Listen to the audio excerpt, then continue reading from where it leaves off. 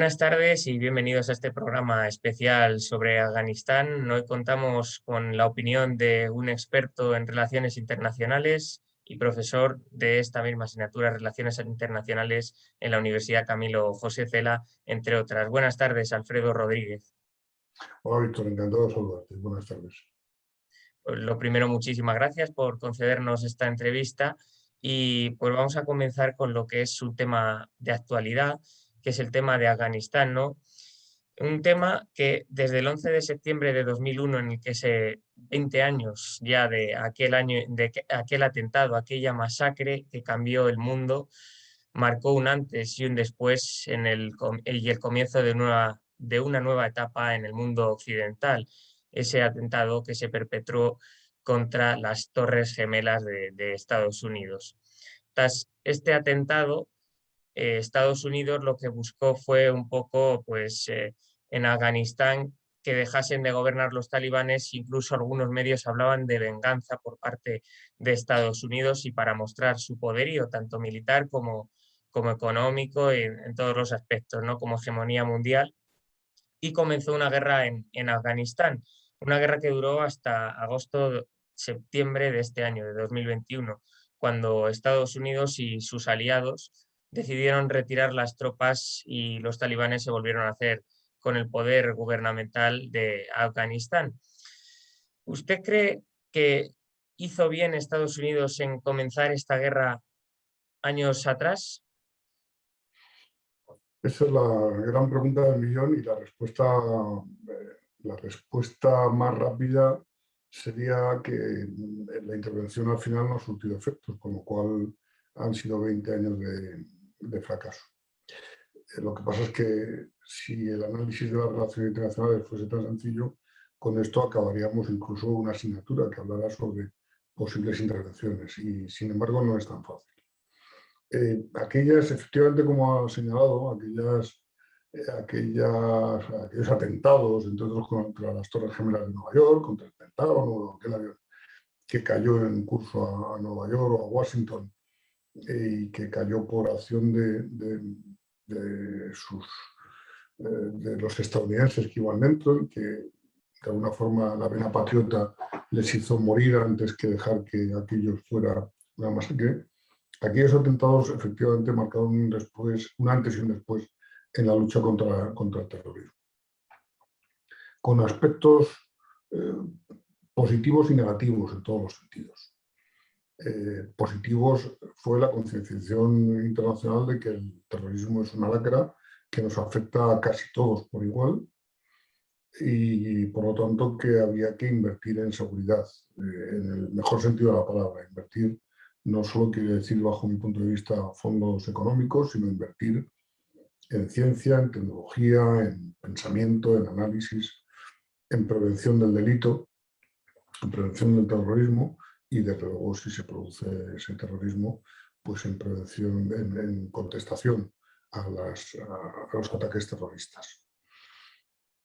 ¿Tuvo aspectos negativos? Pues tuvo un aspecto esencialmente negativo, aparte de otros, como es la sensación, especialmente en los Estados Unidos, del todo vale, ¿no? Y como muestra de ese todo vale en la guerra contra el terror, están Irak, Afganistán, Guantánamo. Es decir, que hubo algún cierto pensamiento de poner la seguridad nacional por encima de cualquier otro aspecto, lo cual hace que la respuesta de los Estados Unidos fuera, en algunos casos, autoritaria en el ámbito interior, por ejemplo, ese Guantánamo o esas cárceles secretas que no solamente Guantánamo, sino algunas otras más, están repartidas fuera del territorio nacional para, digamos, alejarlos de la Constitución y de los mandatos estadounidenses. Y sobre eso había mucho que hablar y podríamos dedicarle un buen rato a ello. Y el otro gran aspecto es considerar que, ante todo y sobre todo, había que derrocar a Saddam Hussein y, ante todo y sobre todo, había que hacer que los talibán dejaran de proteger a Al-Qaeda y a Osama Bin Laden, sobre todo, a la cabecilla, en territorio en territorio pastún, en territorio de los talibán afganos, ¿no? Es decir, ¿fue un error o no? Los errores se demuestran cuando uno mira a lo lejos y ve si se han conseguido los fines o no se han conseguido. Fue un error pensar que la democracia funciona igual en todas partes. Es decir, que la palabra democracia tiene el mismo significado en todas las tribus, en todas las etnias, en todas las razas, y darse cuenta de que no es así. Fue un error pensar que Estados Unidos y que la comunidad internacional, arrastrada por Estados Unidos, podía cambiar los sistemas tribales que rigen, que imperan en Afganistán o en Irak, ¿no? Y pensar que la caída de las estructuras, el derrocamiento de las estructuras estatales era una buena solución. Fue un error, sigo con el ámbito de los errores, pensar que una sociedad, dicen, vive en la Edad Media. Bueno, en la Edad Media quiero recordar que en Europa creábamos universidades, ¿no? O sea y hablábamos de cultura y hablábamos de una serie de cosas. Viven en una Edad Media muy sui generis y muy apegada a un territorio que es hostil, y conozco bien Afganistán. He estado algunas decenas de veces en aquel territorio, como he estado en Irak y en otros sitios por el estilo, y me cuesta pensar en una democracia al estilo occidental en Afganistán, y eso es lo que ha pretendido la comunidad internacional crear en Afganistán. Y eso es imposible. Primero porque en Europa llegar a verdaderas democracias ha costado siglos. Segundo porque hay etnias, razas, tribus que no ven ese sistema como el más adecuado, ¿no? Y yo creo que en Afganistán, insisto, conocedor sobre el terreno de las cosas, no es algo que les preocupe, ese estilo de gobierno democrático, representativo, abierto, de libertades que vivimos en otros regímenes, como en otros lugares como puede ser Europa. Así que hay errores que se han demostrado que lo son una vez que nos hemos retirado de allí por la vía trasera, y hay errores que eran evidentes antes de empezar siquiera la intervención. No sé si con eso respondo a su pregunta, pero si la respuesta fuera un sí o no, sí, fue un error. Pues sí, efectivamente, una respuesta muy completa y creo que muy bien explicado y se lo agradezco muchísimo. ¿Y qué cree que buscaba exactamente Estados Unidos? Algunos medios decían que era exactamente liberar a Afganistán de estos talibanes, que era de lo que estábamos hablando ahora, de intentar imponer una democracia que, como ha dicho, pues posiblemente es un país diferente y no iba a funcionar, o que iba a mostrar Estados Unidos su hegemonía, su poderío y que podía contra este terrorismo y contra todo lo que se pusiese por delante. ¿Qué quería demostrar Estados Unidos? Hay que meterse en mentalidad estadounidense para contestarlo, ¿no? Y a mí me gusta mucho Estados Unidos. He viajado también algunas veces, varias veces, bastante. He vivido incluso en Estados Unidos, pero no lo suficiente como para ser estadounidense de mentalidad. Pero a poco que se les conozca, ellos son orgullosos de su patria. Eso no nos pasa, lamentablemente, a muchos otros. Ellos sí lo son, tienen un verdadero orgullo, un verdadero sentimiento patrio. No importa de qué raza o de qué etnia sean, o de qué color, o de qué... No. Ellos tienen su bandera como punto principal. Luego tienen la bandera de los estados, pero siempre está la bandera de los Estados Unidos por encima de todo. Saben muy bien respetar las propias. Yo he vivido en Estados Unidos, como digo, y en mi chalet había una bandera de España y nadie me dijo nunca nada. Todo fue un profundo respeto. Pero a mi alrededor había banderas de Estados Unidos con un orgullo tremendo. Blancos, amarillos, negros, daba ese atractivo, el orgullo patrio. Así que cuando ven herida su amor propio por un ataque que causa miles de muertos y decenas de miles de daños colaterales en personas, traumas, efectos secundarios, etcétera, etcétera, de un ataque por primera vez en territorio propio, cuando ellos se consideraban que estaban alejados de ese terrorismo yihadista que en Europa lo vivimos con más preocupación porque lo tenemos muy cerca y porque lo tenemos dentro incluso. En Estados Unidos lo veían lejano, es decir, nadie nos va a venir a atacar a nuestra casa, ¿no? Podrán atacar a un barco o a una embajada pero aquí en nuestro territorio, en nuestra patria, seguro que no vienen y al final vinieron, ¿no? Y eso, desde mi punto de vista, constituyó un mazazo para su ego y para las familias y para todo. Es decir, no estoy obviando el dolor o el daño material que ese se da por sentado, ¿no? Están dañando también su ego, su sentimiento patrio, su sentimiento de vivir el modo de vida americano que dicen ellos, el modo de vida estadounidense, de una forma muy concreta y muy abierta. Les atacan y hay que responder. Cuando el presidente de los Estados Unidos de América, en aquel momento George Bush, sale a la palestra y dice que vamos a devolver el golpe, os perseguiremos donde quiera que estéis, pues ahí está. ¿A dónde está? ¿Dónde está el cerebro, el presunto cerebro de esta operación? En Afganistán. ¿Quién es Osama Bin Laden? ¿Dónde está localizado? En las montañas, en las agrestes montañas del norte que colindan con varios países, entre otros con Pakistán. Vamos a por él. A ver, gobierno de Afganistán, entregarlo. No. Bueno, pues entramos nosotros. Y entraron con la finalidad, inicialmente no de establecer, creo yo, estructuras democráticas ni nada por el estilo, sino con sed de venganza, en el mejor sentido de la palabra. Es decir, de asestar un golpe, de capturar a aquel que nos ha herido y demostrarle al mundo que si alguien se mete con nosotros vamos a ir a por él, sea donde sea, esté donde esté y cueste lo que cueste. Bueno, pues aquel cueste lo que cueste se ha hecho realidad, costó una cantidad enorme de dinero, no solamente a los Estados Unidos, sino a toda la comunidad internacional. Y ese fue el inicio. Después, pues yo creo que ya que estoy, voy a democratizar el país.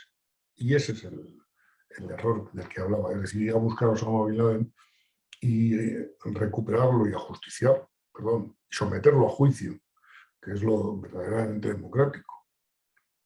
Y que el tribunal diga lo que tenga que decir, me parece perfecto. Pero hay que ajustarse. En la lucha contra el terrorismo no podemos olvidar, en la lucha contra ningún delito, podemos olvidar que hay que perseguir el delito con medios democráticos, no antidemocráticos. Lo cual es un contrasentido, porque el terrorista utiliza nuestros medios democráticos para sus fines. Pero así debe ser, porque si no respondemos, creamos estados fallidos; si respondemos en exceso, creamos estados autoritarios. Y nos tenemos que mantener nuestros cánones. Entonces, ¿qué buscaba Osama Bin Laden? Y aprovechando, si me permiten la expresión vulgar, que el Pisuerga pasa por Valladolid, es decir, y ya que estamos, vamos a democratizar el país. Caso error. Caso error. No podemos, vamos, caso error si nos lo planteamos en un plazo pequeño de tiempo. Si nos lo planteamos con siglos por delante, bueno, pues podría ser, ¿no? Aunque cuesta pensarlo, ¿no? Alejandro Magno le costó entrar en aquella tierra un par de decenios. A los musulmanes le costó islamizar el territorio un par de siglos. Rusia no consiguió mantenerse en Afganistán. Gorbachov se dio cuenta de que aquello era una de las grandes tumbas de la Unión Soviética.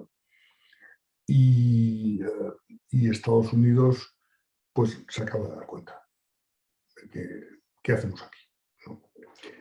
¿Qué fueron a hacer allí? Sed de venganza, bajo mi punto de vista, sobre todo. También es cierto que es un territorio muy estratégico, no solamente por ser una zona opiácea, sino porque por ahí pasan complejos planeamientos de futuro, ¿no? La nueva ruta de la seda, el Juan Grupo Ambel de China, que ahora está inmersa en negociaciones con Afganistán, si no está ya todo negociado. Es decir, ese terreno es muy, muy estratégico desde el punto de vista geopolítico, por lo tanto, también es importante. Pero yo diría que debe serlo más como aliado que como ocupación, como potencia de ocupación, porque como potencia de ocupación nunca se conseguirá nada en Afganistán. Espero que ya no haya más ocupaciones. Ahora viene la ocupación comercial, China y posiblemente Rusia, pero eso es harina de otro costal. Esta situación que se ha vivido en Afganistán puede recordar un poco a lo que ocurrió hace muchos años, hace ya bastante tiempo, también a Estados Unidos con el tema de Vietnam, cuando estaba como presidente del gobierno, creo recordar, Kennedy. Pues sí, evidentemente recuerda a ello, ¿no? De hecho, desde Vietnam hasta la fecha no ha habido, desde la Segunda Guerra Mundial, desde el final de la Segunda Guerra Mundial hasta la fecha, Estados Unidos ha ido de fracaso en fracaso. En Vietnam, en Irak, en Afganistán. Hay que plantearse como una superpotencia de ese estilo, con medios ilimitados, fracasa en este tipo de intervenciones, ¿no? Y yo creo que lo hace porque olvida que el adversario también existe, porque olvida los costes que implica eso y porque olvida el cansancio de tu población. Vietnam fue el claro ejemplo de que la población estadounidense se cansó de una guerra que no era suya. ¿Qué hacemos aquí? Además de perder vidas. Era una guerra estratégica, sin duda alguna. Era decirle a China, estamos aquí, el mar este que hay alrededor de todo este sudeste asiático nos influye porque está en nuestra costa Pacífico y por lo tanto esto es una zona geoestratégica. El sureste asiático es un punto importante. Rusia, la Unión Soviética, perdón, y China deben tener en cuenta que aquí Estados Unidos tiene cosas que decir y la forma de vida occidental también. Luego Vietnam fue, y luego nos dimos cuenta de que los vietnamitas eran más importantes, más tenaces que los estadounidenses y de que un tirachinas puede cargarse a Goliat. No hace falta un arma sofisticada. Los vietnamitas, el Vietcong supo usar la guerra de guerrillas para alejar al terrible enemigo, para una guerra de desgaste. Hasta que la población de tu país dice, ¿qué estamos haciendo aquí? Además de traer muertos, además de crear división en las familias, además de crear ese clima que estamos creando. Afganistán ha sido un poco lo mismo, pero yo creo que ha sido 20 años de tener esa espada de Damocles sobre la cabeza, pero han sido 20 años en los que no hemos visto conseguir absolutamente ningún objetivo de los que se había planteado Estados Unidos. Entre otras cosas porque a Osama Bin Laden se le capturó y asesinó en Pakistán. Por cierto, muy cerca de la Academia Militar de Pakistán. Es curioso. La fortaleza donde vivía Osama Bin Laden, que la he sobrevolado con un helicóptero por causas distintas a esto, pero era una fortaleza, una enorme fortaleza, como se ha visto en los reportajes, que estaba, si no recuerdo mal, a 1,5 km o quizá algo menos de la Academia Militar pakistaní, ¿no? Es decir, que eso hace pensar que Pakistán no era muy ajeno a que Osama Bin Laden viviera ahí, ¿no? Bueno, pues al final a Osama Bin Laden se lo capturó y se lo asesinó, se lo mató.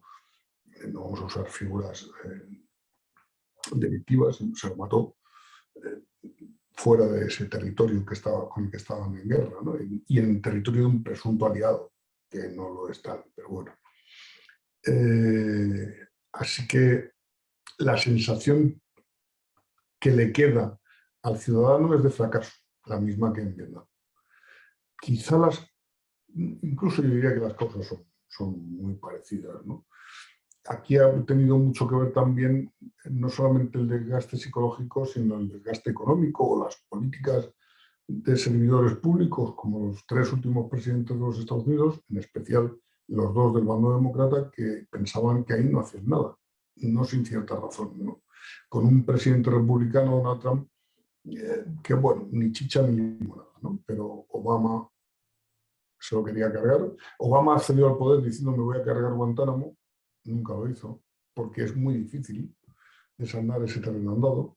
Donald Trump pasó por encima del problema, pero siendo el que firmó la retirada, y Joe Biden es el que la ha materializado. Y aquí, desde el punto de vista práctico, uno se pregunta si en una negociación yo le doy todas las cartas al enemigo. Si yo al enemigo le digo cuándo me voy a retirar, el enemigo se retrae y dice, bueno, pues dentro de 2 años, perfecto, pues espero. Y dentro de 2 años avanzo. Y no tiene tanto que ver con Vietnam en el sentido de que lo que se creó en Afganistán fueron unas estructuras de un ejército que realmente nunca existió. Se confió en que el ejército afgano podía hacer frente a los talibán cuando no se estaba creando un ejército afgano de verdad, ¿no? Ni muchísimo menos. Se estaba creando una entelequia. Ni el ejército afgano tenía los efectivos que decía tener, ni tenían la preparación que decían tener, y además y se vieron desamparados en esa... se quedaron huérfanos cuando las tropas internacionales les dejaron delante de los talibán, de los que en algún caso incluso formaban parte también de forma subrepticia. Así que la respuesta es que se parecen, que tienen muchos visos de ser parecidos. Hablaba ahora del presidente Biden, del expresidente Trump, del expresidente Obama también. ¿Usted cree, ahora los medios están hablando mucho de quién es el verdadero culpable de esta situación que se ha generado, si era Joe Biden, si había sido Donald Trump? Yo voy más allá. ¿Son ellos los culpables? ¿Son sus administraciones? ¿O es incluso esto viene de atrás de otros presidentes como Obama y George Bush? ¿De dónde cree que viene esta situación, este fracaso? Bueno, parte de un error, y ese error es de Bush, sin duda. Un error pensar en todo eso, en ese acúmulo de errores que yo, de forma muy generalista, he aportado hace un momentito, ¿no? Así que el error viene de pensar que uno puede, primero, hacer la justicia de cualquier forma. La guerra contra el terror y en la lucha contra el terror vale todo, en esa guerra contra el terror vale todo, y por lo tanto yo creo que es algo que podemos cargar en el debe de todos los presidentes que ha habido desde George W. Bush hasta Joe Biden, uno detrás de otro. Eso sí, no podemos olvidar que quien habló de retirada fue Obama, quien la materializó fue Donald Trump, quien la firmó fue Donald Trump, y quien la materializó no ha sido Joe Biden. Así que cada uno tiene su propia parte de error. Y con matices. Me explico. Retirarse era una necesidad. Es algo como responder a ¿qué demonios hacemos aquí? A esa pregunta, ¿no? ¿Qué hacemos aquí? Estamos gastando dinero y no estamos consiguiendo nada. Queríamos justicia, ya hemos matado la vida. Ya no más. Queremos que Afganistán no sea el territorio de futuros terroristas. Perfecto. Pues vamos a establecer una estrategia con el gobierno de Afganistán para evitar ese tipo de cosas. Generalmente esas estrategias llevan aparejadas dinero, ayudas, cooperación al desarrollo, que implican que el gobierno pone trabas a los grupos terroristas. Pero por otro lado, y quizá me esté desviando, pero voy a seguir por esta línea de momento, por otro lado, conociendo el territorio de Afganistán, es muy difícil que el gobierno llegue a todas partes. Es imposible. Afganistán no es un territorio fácil de administrar. Primero porque es eminentemente tribal, porque de las tribus la que predomina la pastún, pero hay otras que también son dueñas de señores de sus propios territorios, y por lo tanto, y además son territorios enormemente hostiles. Afganistán no tiene nada, tiene opiáceos, pero el que no se dedica a la amapola blanca no se dedica a ninguna otra cosa porque no hay nada más. Pequeño comercio, muy, muy, muy escasamente. La esperanza de vida en Afganistán, hablo de memoria, pero creo que no llega a 50 años. En uno de mis viajes a Afganistán, que fue con el anterior rey, con Juan Carlos, el jefe de Estado Mayor del Rey, me acuerdo perfectamente, una conversación en que decía, y aquí, Majestad, está el Consejo de Ancianos. Y le presentaba una foto de personas que efectivamente eran ancianas. Y luego García de la Vega, Francisco José García de la Vega, jefe de Estado Mayor del Rey en aquel momento, decía, y ahora le voy a hacer una observación. Todos ellos son más jóvenes que nosotros. Tienen una media de 45 años. Ese Consejo de Ancianos. Eso te da una muestra de qué es Afganistán para quien no lo conozca. Un terreno yermo, inhóspito, de mucho calor y mucho frío, en el que la vida consiste en dejar pasar el tiempo. Poco más. Muy difícil de gobernar, donde el que gobierna tiende a ser corrupto. No solo en Afganistán, en muchos sitios, pero aquí mucho más en donde no lo hay. En donde las ayudas de cooperación y desarrollo no llegan al pequeño mercadillo de Coalinao que necesita revitalizarse, sino que se la queda el dirigente responsable de la zona o más arriba. Es un territorio sumamente complejo de meterle mano. Si lo queremos democratizar, mucho más todavía, ¿no? Así que, ¿quién fue el culpable? Desde George Bush hasta Joe Biden, todos. Claro, cada uno, como digo, con su parte de responsabilidad. Para mí el mayor error fue decir la fecha de irse. Eso no hubiera evitado nada. Solo hubiera evitado que nuestros colaboradores allí no corrieran peligro. Hubiera evitado la vergüenza de los últimos días de Afganistán. Hubiera evitado quizá incluso los atentados terroristas de ese grupúsculo de Al-Qaeda, enemigos de los talibán, que quieren meter cizaña en el proceso de cambio de mando, de cambio de un gobierno, digamos, presuntamente democrático a un gobierno absolutamente autoritario. Así que eso también es un error. ¿Me voy tal día? Perfecto. Pues al día siguiente entro yo. Salva a tu gente y vete, no digas nada, simplemente vete a la francesa, sin que nadie se entere. Nos vamos a enterar todos, pero vete sin avisar de que me voy a ir, para poner a salvo primero a aquellos que han arriesgado su vida, y son muchos, muchos los que yo me he encontrado me encontré una vez un pastún en Herat que se acercó y me dijo, ¿no me reconoce? Hombre, fulano, no voy a dar el nombre, ¿no? Bueno, es que ahora estoy trabajando, había trabajado para nosotros, para las Fuerzas Armadas Españolas, ¿no? Como intérprete de pastún, de farsi, en fin, de algún idioma más. Y bueno, estoy convencido de que si no tuvo la suerte de salir, no ha salido y le van a matar. Si eso se hace sin avisar, los vas sacando, los vas recuperando, los vas trayendo, los vas filtrando para que no se te cuele ningún terrorista, que también lo hay, y después anuncias que te vas cuando ya te has ido. Entonces, ¿cree que el error de la administración Biden fue decir el día en el que se iban a ir y hacer que la evacuación fuese un caos, tanto para los Estados Unidos como para el resto de países que colaboraban con ellos, y que puso en peligro muchas vidas que podrían haberse, bueno, que podrían no haber corrido ese peligro? Efectivamente. Pero eso esto no tiene mayor desarrollo, ¿no?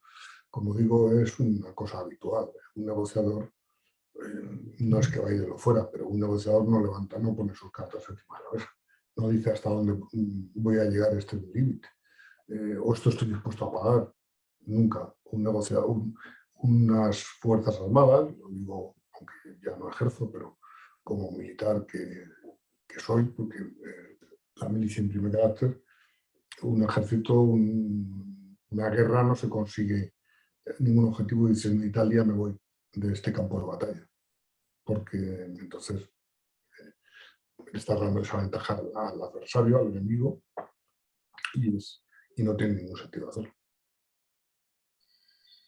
Por último, para ir terminando con este tema, ¿cree que esta retirada de tropas estadounidenses y del resto de aliados occidentales que actuaban en este país ha sido un fracaso para la forma de vida de Occidente? Bueno, un fracaso para los occidentales, para nuestros gobernantes, sin duda alguna. Han demostrado su poca altura de miras o su ineptitud en muchos campos. Pero bueno, eso también lo ha demostrado la pandemia, la crisis del 2007, es decir, nuestros gobernantes de un tiempo a esta parte no están demostrando estar a la altura de nada más que de su propio ombligo. Esto ha sido un fracaso para el modo de vida occidental. Esto ha sido un fracaso para una forma de ver Occidente como ombligo del mundo. Es decir, esto nos demuestra que lo que nos gusta en Occidente y las cosas que hacemos en Occidente ni son las únicas ni son las mejores. Son nuestra forma de ser y de actuar. Pero eso no tiene que decir que esa forma de ser y de actuar la tengamos que exportar a ningún lugar del mundo. Así que en ese sentido no es la retirada, es esto. La retirada que hemos tenido de Afganistán me recuerda, salvando ciertas distancias, el año 2004 cuando España se retiró de la guerra de Irak, ¿no? De la posguerra de Irak, más bien, ¿no?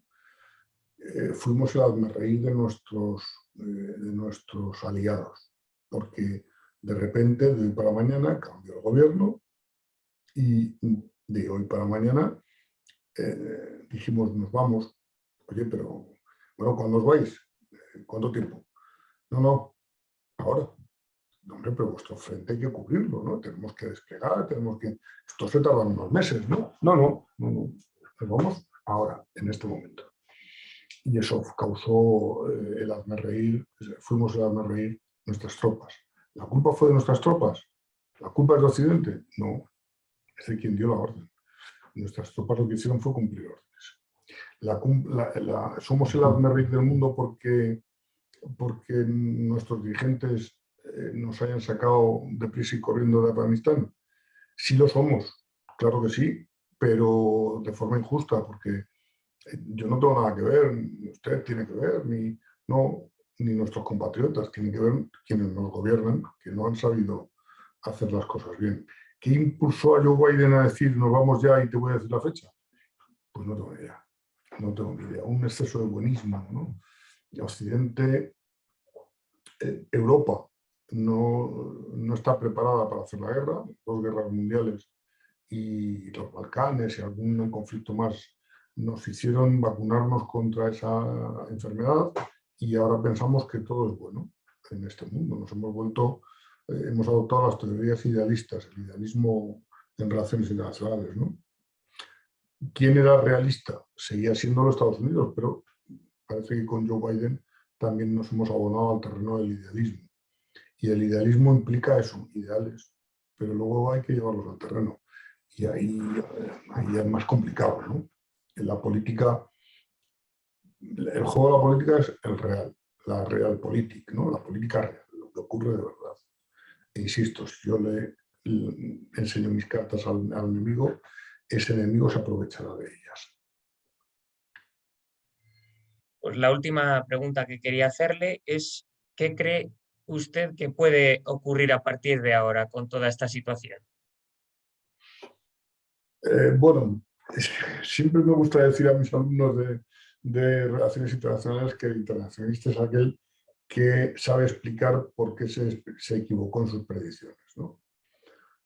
Recuerdo un fracaso mío en una predicción de unas elecciones en Costa Rica, creo recordar, en el Club Siglo XXI, perdón, en la Casa América, pero luego supe explicar muy bien por qué me había equivocado, ¿no? Acertó el analista periodístico más que los internacionalistas, no fue.